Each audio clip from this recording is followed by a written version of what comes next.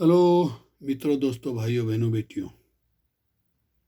कड़वी सच्चाई पर मैं वीडियो बनाता हूँ। मैंने देखा, 75 साल उम्र है मेरी। 10 साल की उम्र में ही मेरे पिताजी ने मुझे सिखाना बताना शुरू किया था।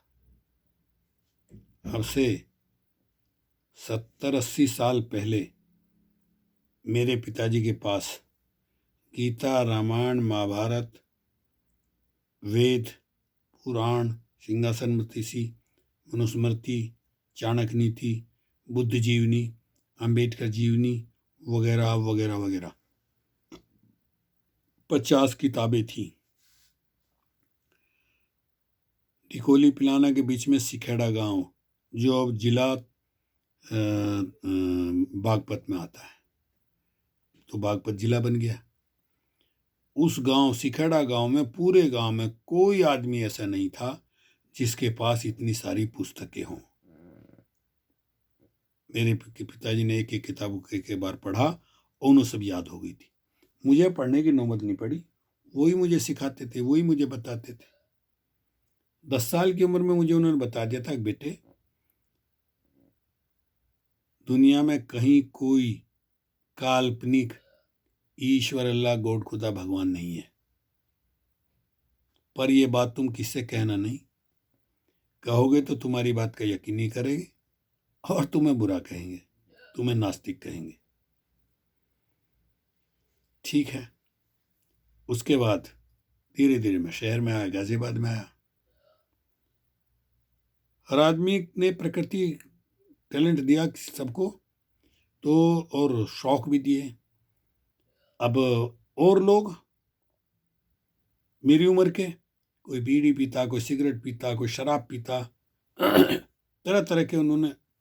लेकिन मैंने इन सब से दूर रहा, क्योंकि मेरे पिताजी ने सिखाया था, समझाया था कि भाई शहर में जो है गलत लोगों की संगति नहीं करना, गलत मित्रों के साथ नहीं रहना।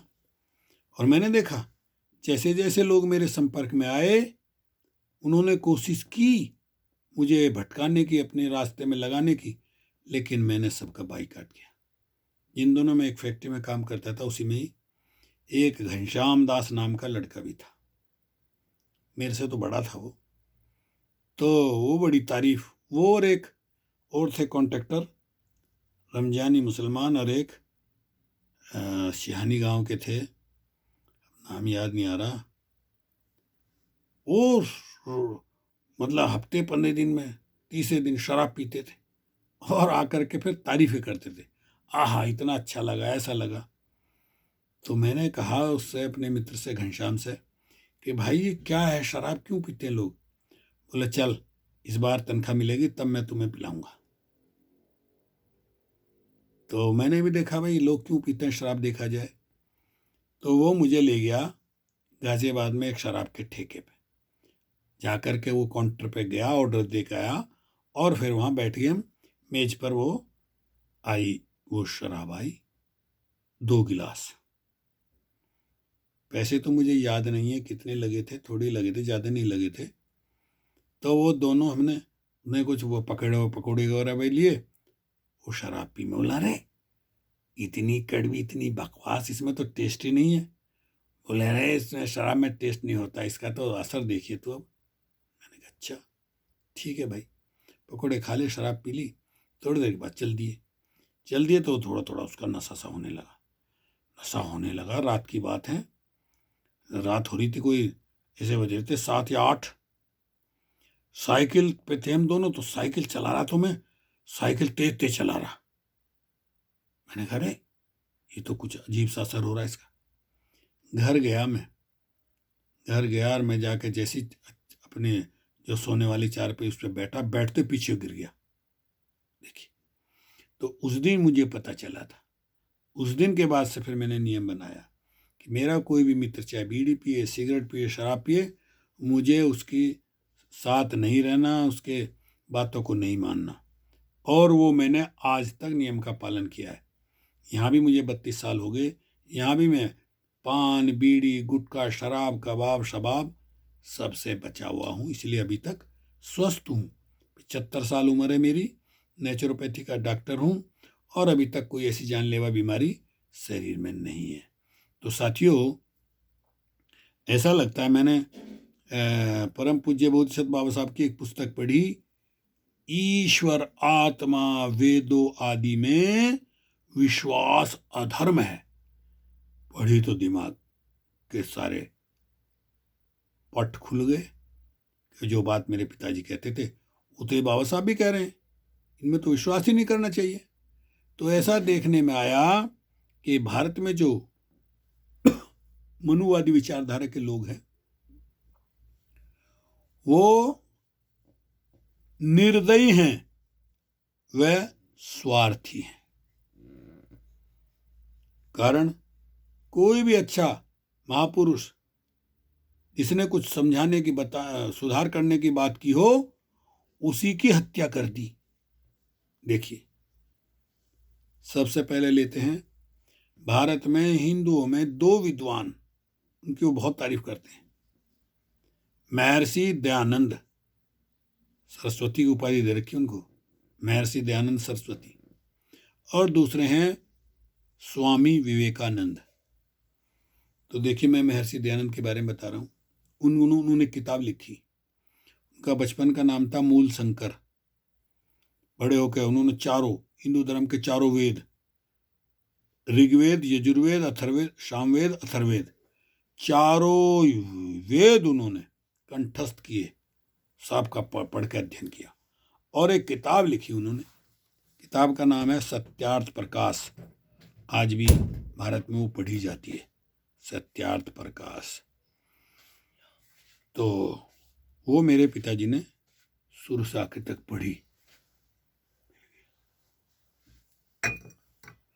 शुरू से आखिर तक पढ़ी और बताया। देखिए, क्योंकि महर्षि दयानंद जी ने अपनी उस किताब में एक जगह लिखा कि जिसको लोग हरिद्वार कहते हैं वो हरिद्वार नहीं है, वो है हडवार।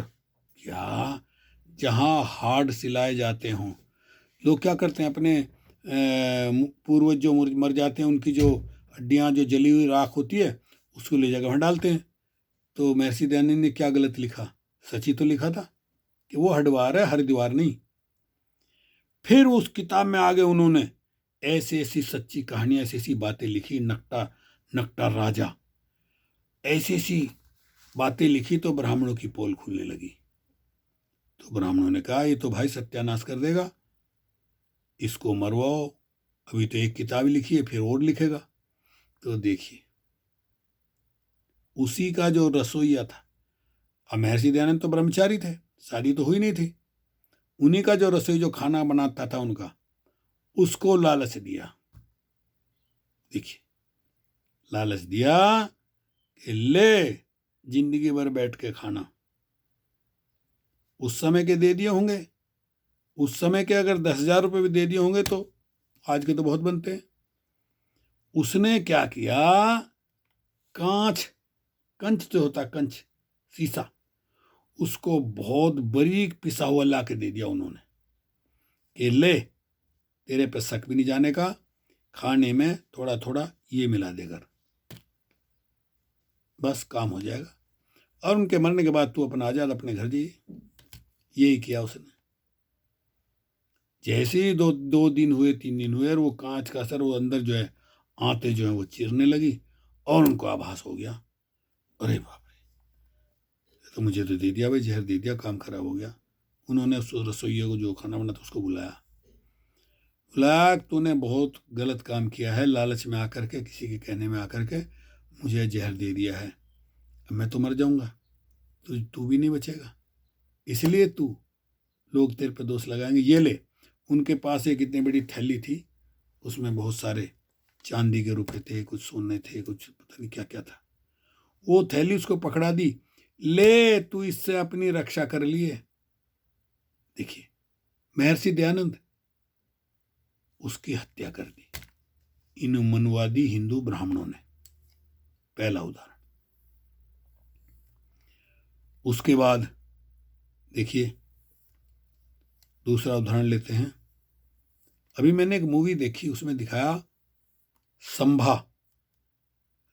शिवाजी का पुत्र संभाजी।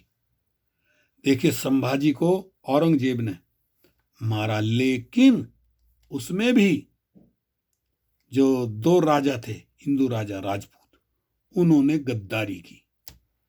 औरंगजेब ने उनको लालच दिया और वो रास्ता नहीं पता था संभाजी कहाँ रहते हैं, उनकी सेना को लेकर के वहां तक पहुंच गए, आक्रमण किया और उसको बंदी बना लिया, शंभू को, राजा संभाजी को, और बहुत बुरी तरह से दर्दनाक मौत उनको दी। देखिए, लालच में आ जाते हैं ये लोग। मार दिया उनको, संभाजी महाराज को मार दिया, ऐसे बहादुर शेर को मार दिया। इसके बाद सब जानते हैं महात्मा गांधी। महात्मा गांधी अपने हिसाब से मोहनदास करमचंद गांधी, जिसको लोगों ने बापू कहा, बापू गांधी, उन्होंने मुसलमानों के प्रति कुछ दया दिखाई, उनको कुछ पैसे देने की बात थी, और वो छुआछात जात पात भी मिटाना चाहते थे, ऐसा सुना है। तो उसको भी देखिए, नाथूराम गोडसे ब्राह्मण को तैयार किया, लालच दिया, पता नहीं क्या किया, उसके द्वारा उसकी हत्या कर दी महात्मा गांधी की। सोचिए आप, ऐसे हैं ये निर्दयी स्वार्थी लोग। अब आते हैं परम पूज्य बोधिसत्व बाबा साहब अम्बेडकर, इतने बड़े विद्वान आदमी, 65 साल की उम्र में। अभी उनके मरने का समय नहीं था, बीमारी तो उनको थी, डायबिटीज थी, लेकिन ऐसा नहीं था। उनको भी इसी प्रकार सोनलाल शास्त्री जो 25 साल रहे उनके साथ में, उनकी किताब है बाबा साहब के संपर्क में 25 वर्ष, उसमें उन्होंने दिया कि किस तरह सविताबाई अम्बेडकर जो थी, सविता कबीर नाम था, ब्राह्मणी थी, उसको तैयार किया गया बाबा साहब की हत्या करने के लिए। पहले तो वो ऐसी हरकतें करने लगे कि बाबा साहब बहुत दुखी और चिंता में रहने लगे, और बाद में पता चला कि वो धीरे धीरे उसने भी सीसा कंच पिसा हुआ थोड़ा थोड़ा खाने में देना शुरू कर दिया। और सोनलाल शास्त्री जी ने तो लिखा कि डायबिटीज के पेशेंट को इंसुलिन के इंजेक्शन लगते हैं, सविता कबीर ने अगर इंसुलिन का डबल इंजेक्शन दे दिया जाए तो आदमी बचता नहीं। जब देखा वो कमजोर हो ही गए, एक दिन डबल इंजेक्शन दे दिए और बाबा साहब चले गए। यानी देखिए, हालात ऐसे थे। पोस्टमार्टम उस समय करने नहीं दिया लोगों ने, हालत नहीं बने पोस्टमार्टम के, हो जाती तो पता चल जाता। उनकी भी हत्या की गई ब्राह्मणों के द्वारा। सविता कबीर महाराष्ट्र की ब्राह्मण थी। देखिए, आज तक उसका लोग नाम लेना पसंद भी नहीं करते, सविता अम्बेडकर का, लेकिन जो उनकी पहली पत्नी थी रमाबाई, उसके देखिए आज भी जन्मदिन मनाते हैं, उनका जो निर्वाण दिवस मनाते हैं, आज भी उनकी चर्चा होती है। अब आ जाइए मान्यवर काशीराम जी। झूठ सच का तो मैं नहीं जानता, सहारनपुर के एक मिशनरी साथी, मिशनरी विद्वान रघुवीर सिंह बोध, उनकी वीडियो मैंने देखी तो मैं दंग रह गया। उन्होंने साफ कहा कि भाई बहन जी ब्राह्मणों के चंगुल में फंस गई और उसने मान्यवर काशीराम जी की हत्या कर दी। देखिए, रघुवीर सिंह बोध ने कहा, मैं नहीं कह रहा हूं, अभी भी वो वीडियो है, वायरल होती रहती, बीच बीच में आती रहती है।